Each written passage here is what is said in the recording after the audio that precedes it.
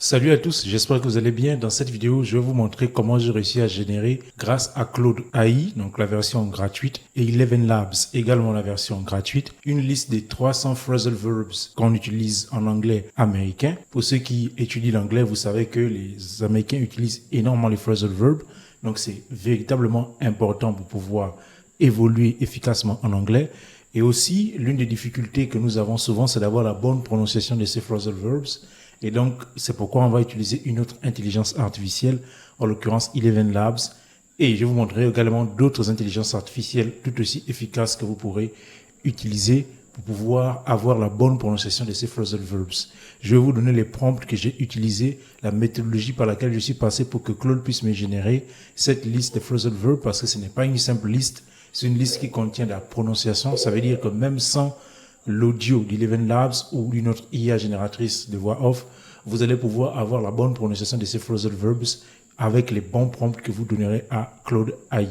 Donc, sans plus tarder, allons, je vous montre ça dans la vidéo.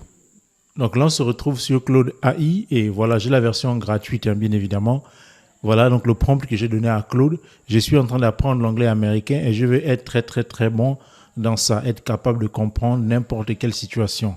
Pour cela, il faut que je maîtrise les phrases du quotidien les plus courantes des natifs américains. C'est pour ça que je veux que tu me fasses une liste de 300 phrasal verbs du quotidien les plus courantes et les plus pertinentes, etc. Donc, je vous donnerai le prompt dans la description. Vous allez pouvoir simplement le copier-coller. Donc, ensuite, après quelques minutes, parce que ça prend un certain temps, sinon on allait le faire en live. Et aussi, ça prend beaucoup de crédits gratuits. Donc, comme moi, j'ai déjà pas mal utilisé pour cette journée, voilà. Mais vous pouvez voir le résultat ici que Claude a pu nous générer. Donc, il a répondu, je vais créer une application interactive complète avec 300 phrasal verbs. Et comme vous pouvez le voir ici, Claude l'a fait. Donc, vous avez workout. Donc, ça nous donne la prononciation en bas ici. Donc, workout. Vous avez ici la signification en français, s'entraîner, faire du sport. Et vous avez ici les exemples de phrases.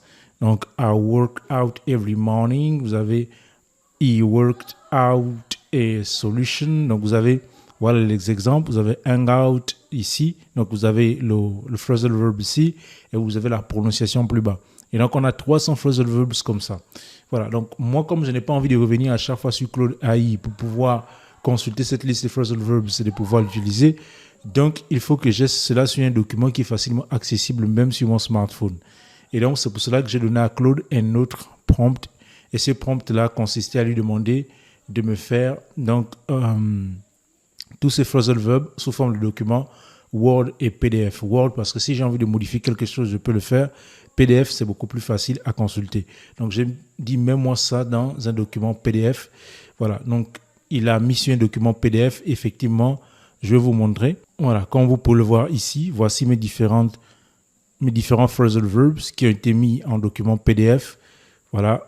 On a bow out, comme vous pouvez le voir ici. Vous voyez, il y a wind up, wind down, point out, turn down, turn out, sort out, lay down, let in, let on, let out, grow up, grow out of.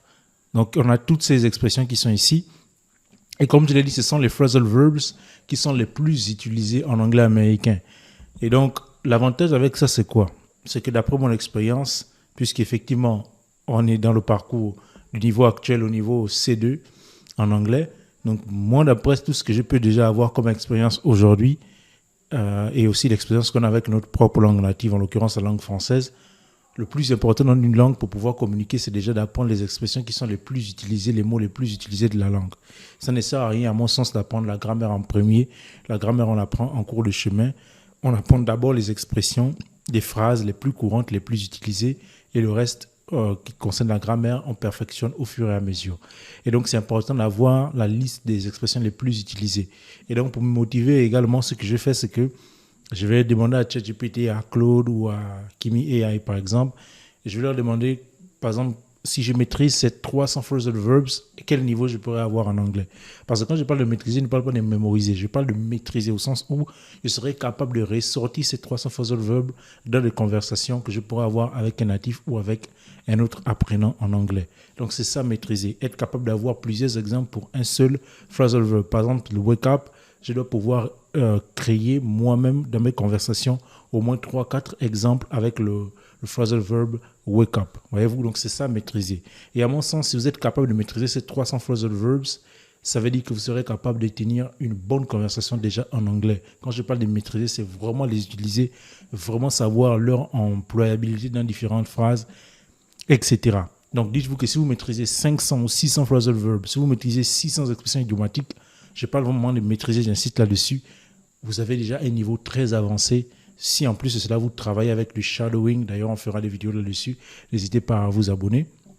Vous travaillez du shadowing, vous travaillez également l'écoute. Voilà, donc je parle comme un expert, comme si moi-même j'étais arrivé, j'ai un niveau très avancé en anglais. Mais voilà, je vous partage mon expérience, c'est ça le but de la chaîne. Donc voilà la liste que j'ai pu générer en sous format PDF et voilà, c'est très très intéressant. Donc on a 300 phrasal verbs, leur signification avec des exemples en anglais. Donc on peut revenir sur Claude.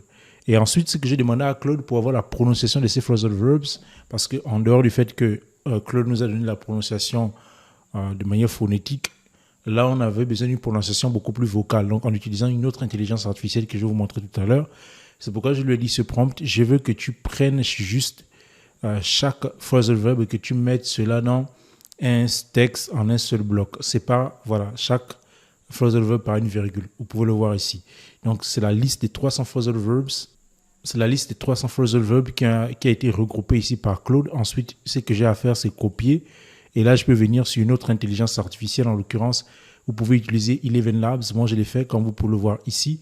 Donc, moi, j'ai utilisé Eleven Labs. Ça m'a pris 3003 caractères. Voilà. Donc, normalement, pour un compte gratuit, ça suffira amplement. Voilà. Donc, ça m'a pris 3003 caractères. Et voilà, ça a pu me générer la voix. Wake up, get up, work out, hang out, chill out, show up, give up, pick up, turn on, turn off, take off, run into, run out of, figure out, find out, set up. Voilà, donc c'est ce que Eleven Labs ça peut me générer. Mais en dehors d'Eleven Labs, vous avez d'autres synthèses vocales. Vous avez par exemple cette synthèse vocale également, mais ça, c'est pas aussi fourni, du moins la version gratuite qu'Eleven Labs. Vous avez aussi ici Fiche Audio, qui est également très très bon, notamment si vous payez la version premium, qui est beaucoup plus avantageuse à mon sens qu'Eleven Labs. Mais pour la version gratuite, vous n'avez pas beaucoup de caractères. Regardez ici, vous avez seulement 500 caractères gratuits. Ce n'est pas suffisant pour le nombre d'expressions ou de phrasal verbs que nous avons ici. Donc, moi, je vous conseille d'utiliser Eleven Labs. C'est tout simple. Vous avez à créer simplement un compte gratuit en tapant Eleven Labs ici sur Google.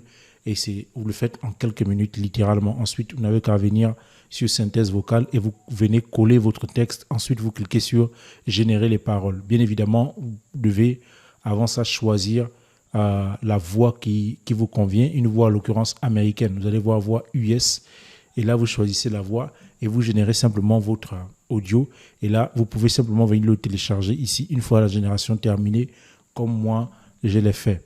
Donc ça c'est une méthodologie que je trouve très efficace, c'est-à-dire utiliser d'abord Claude.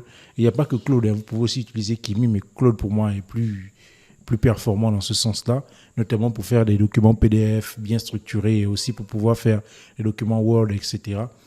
Mais vous pouvez utiliser aussi d'autres IA, même ChatGPT, etc. Ce sera un peu plus limité, bien évidemment. Mais l'idée, c'est que vous puissiez justement exploiter l'IA pour pouvoir avoir des expressions. Alors, n'hésitez pas à demander à l'IA de vraiment vérifier parce que l'IA n'est pas parfaite, ça peut faire des erreurs. Mais globalement, vous aurez 100% de réussite lorsque vous donnez une requête de ce genre-là. Voilà, donc c'est ce que je vais partager avec vous aujourd'hui dans cette vidéo. N'hésitez pas à vous abonner pour nous donner la force davantage de faire ce genre de vidéos. Et nous, on se dit à la prochaine pour une prochaine vidéo. D'ici là, progressez.